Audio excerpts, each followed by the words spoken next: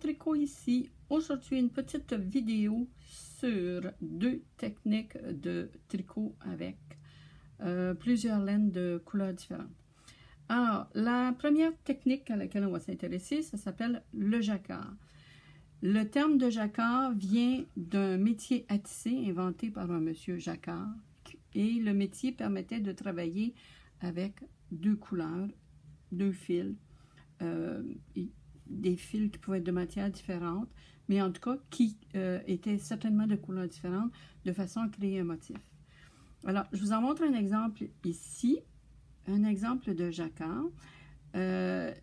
J'ai une base unie, beige, et j'ai un fil qui change de couleur, qui va du mauve au vert. J'aurais pu avoir plusieurs fils, un fil mauve, un fil vert, j'aurais pu avoir diverses combinaisons.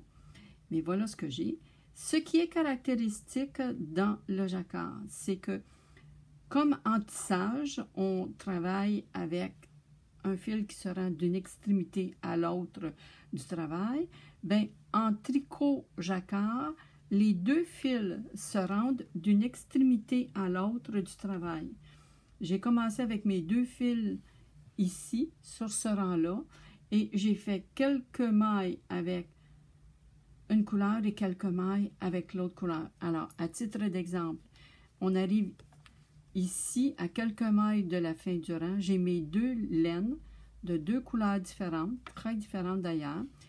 J'ai ici 3 mailles qui sont en couleur foncée. Si je veux reproduire la même séquence que ce qu'il y a sur mon rang, je devrais faire une maille en beige uni. Donc, je vais prendre la laine beige uni pour venir tricoter. Et ensuite, je vais venir reprendre 3 mailles avec la couleur plus foncée. Donc, je vais prendre l'autre fil pour venir tricoter la couleur plus foncée. Donc, je garde les 2 laines dans mes mains. Il y a différentes techniques pour faire passer les laines, etc. Je vais voir ça dans une autre vidéo. Pour le moment, ce qui est important, c'est de savoir qu'on conserve les 2 laines jusqu'à la fin du rang. Et c'est pour ça que ça s'appelle jacquard, parce que ça fait un motif qui est un motif tissé. C'est généralement des motifs qui sont symétriques.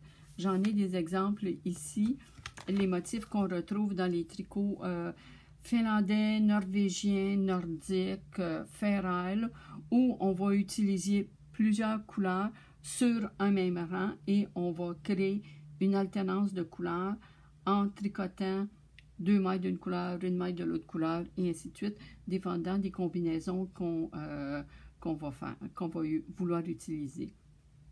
Il existe une façon d'avoir une apparence de Fair Isle ou de jacquard qui est en utilisant une laine, comme l'exemple que je vous propose ici, sur laquelle les couleurs ont été teintes avec un rythme particulier pour donner le résultat qui ressemble à un résultat de jacquard. En particulier, on va se retrouver avec des bouts de la laine où on va avoir 1 cm d'une couleur, 1 cm de l'autre couleur, 1 cm d'une couleur, 1 cm de l'autre couleur, et ainsi de suite. De sorte que sur le tricot comme tel, si on regarde par la suite, on va se retrouver avec une maille d'une couleur, une maille de l'autre, une maille blanche, une maille brune, une maille blanche, une maille brune, une maille blanche, une maille brune. Ou ici, je me retrouve avec, ben encore, c'est du blanc et du brun, mais qui est installé sur une base différente. Donc, à ce moment-là, c'est la différence au niveau de la teinture sur la laine qui va produire le motif, qui est un motif qui ressemble au jacquard. Ce n'est pas du jacquard. L'avantage, par contre, c'est que comme on travaille avec une seule laine, c'est beaucoup plus extensible, alors que quand on travaille avec 2 laines, on a une certaine extensibilité, oui, mais comme on traîne toujours la 2e fibre en arrière, l'extensibilité qu'on obtient avec le tricot comme tel, on la perd avec le fil qui est en arrière. Alors, pour vous montrer dans un autre exemple comment ça retient, sur ce tricot-ci, si j'essaie d'étirer la base, je vais aller très très large, Mais si j'essaie d'étirer au centre, je vais être limité parce que j'ai le fil qui passe en arrière, celui qui n'est pas tricoté, mais que je dois conserver, que j'amène avec moi.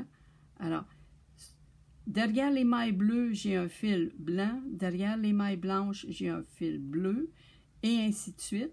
Et ça, ce fil-là, il est moins extensible que la maille qui est devant le fil comme tel.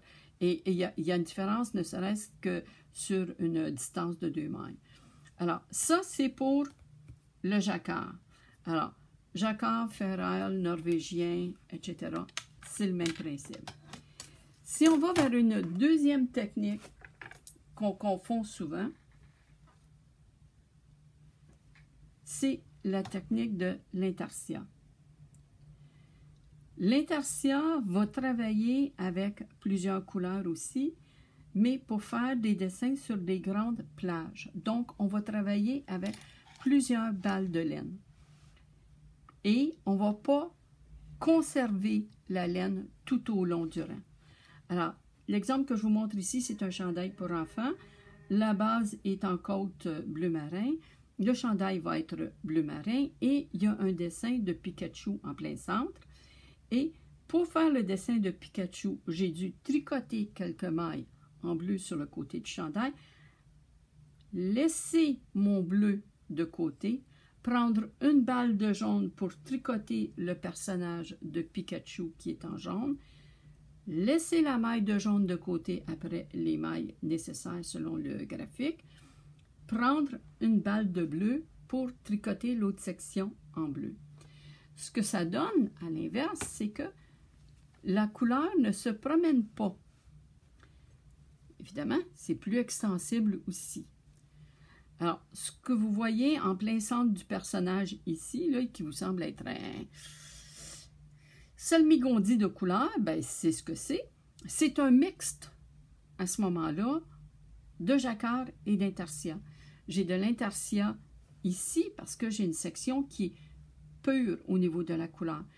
Mais ici, comme j'avais une section qui était petite, j'ai un peu triché, c'est-à-dire que j'ai tricoté avec du noir, mais j'ai conservé mon jaune pour aller de l'autre côté, un peu par paresse, parce que je ne voulais pas avoir trop de balles de laine qui traînent. Ce que ça fait, c'est que cette section-là est beaucoup moins extensible, est beaucoup plus raide que ce qui l'entoure, qui n'a qu'une seule couleur, qu'une seule laine, et surtout une laine qui ne se promène pas. Ce que ça donne quand on tricote l'intarsia, c'est qu'on se retrouve avec parfois plusieurs balles de laine comme ça. Plus grosses, plus petites, dépendant du motif qu'on va avoir à tricoter. Et les balles de laine vont pendouiller comme ça derrière le tricot. Encore là, je vais faire une autre petite vidéo pour montrer comment passer les laines. Maintenant, pour vous montrer ce que ça peut représenter sur un gros projet, ici, j'ai un gros projet avec 3 couleurs, 3 grands carrés, l'un de blanc, l'un de noir et l'autre de blanc. Bien, j'ai une balle de blanc, j'ai une balle de noir et j'ai une autre balle de blanc qui est dans un sac ici pour faire l'autre section. Et la seule chose que je vais devoir faire, encore là, ça va être dans une autre vidéo, c'est de m'assurer que je croise bien mes laines à la jonction des grandes plages de couleurs. Donc, la grande différence entre l'intarsia et le jacquard. Le jacquard, je vais tisser plusieurs laines de plusieurs couleurs sur un même rang. Je vais les tricoter comme si je tissais. Je passe mon fil d'une extrémité du tricot jusqu'à l'autre. Mes 2 couleurs vont passer, mes 2 fils vont passer. Alors que dans l'intarsia, je tricote chaque section avec sa couleur et donc j'aurai autant de balles de laine que j'aurai de sections de couleur. Voilà la différence entre les deux. Si vous avez des questions, vous allez sur questiontricot.com ou sur la page Facebook Question Tricot et évidemment ce sera disponible sur YouTube très bientôt et je ferai d'autres vidéos pour montrer comment passer les laines. À bientôt!